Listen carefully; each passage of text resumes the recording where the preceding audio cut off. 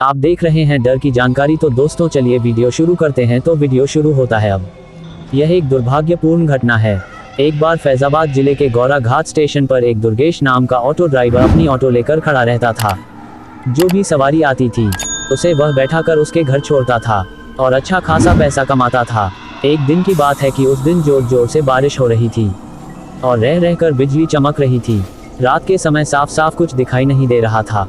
वह वापस अपने घर को आने का सोचा। वह सोच ही रहा था, उसे याद आया कि 1 घंटे बाद एक पैसेंजर ट्रेन आने वाली है और वह फिर से वहीं पर रुक गया।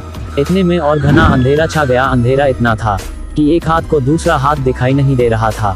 इतने में ट्रेन आ गई और बिजली रह रहकर चमक रही थी।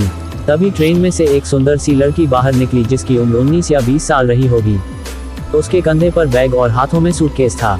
मानव शहर से कोई परी आ रही हो और वह सीधे मेरी तरफ आकर रुकी और बोली, मुझे रामपुर जाना है, क्या आप मुझे वहां तक छोड़ दोगे?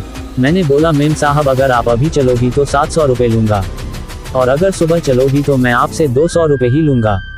लड़की ने बोला, आप 700 रुपये ले लेना लेकिन मुझे अभी ही मेरे घर पहुँचा दो। मैंने बोला ठीक है, पहले 700 रुपये निकालो फिर ले चलूँगा। मेम साहब ने बोला, अभी तो मेरे पास सिर्फ 300 रुपये ही है, इसीलिए इसे ले लो और अपने घर पहुँचने के बाद आपको 400 रुपये और दे दूँगी। मैंने बोला ठीक है। मैं मेम साहब को उनके घर ले आया और बोला कि आप जाओ और पैसा लेकर आ जाओ। मेम साहब अंदर चली गई। आधा 1 घंटा बीत चुका था, वह अंदर से बाहर नहीं निकली। तो मैंने सोचा चलो मैं ही अंदर जाकर पैसा मांग लेता हूँ। रात के करीब 3 बजे बज चुके थे। जब मैंने घर का दरवाजे खटखटाया तो अंदर से एक माताजी अपनी आंखों को मलते हुए दरवाजा खोला और बोला, आप कौन हो? इतनी रात को क्यों आए हो और क्यों जोर जोर से आवाज मार रहे हो? मैंने बोला कि जो अभी थोड़ी देर पहले मेम साहब आई थी, उन्होंने मेरा पूरा किराया नहीं दिया था, इसीलिए मैं अंदर आया हूँ।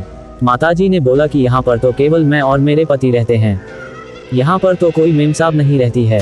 कुछ बरस पहले यहाँ पर मेरी बेटी रहती थी जो अब नहीं है। मैंने पूछा क्यों माताजी, अब वह कहाँ रहती है? बात करते करते सुबह हो गई। अचानक मेरी नज़र दीवार पर पड़ी। तभी मैंने देखा कि मैनमा साहब की फोटो दीवार पर लगी हुई थी। तब मैंने बोला कि माताजी जी यही मेम साहब थी जिनको मैं लेकर आया था।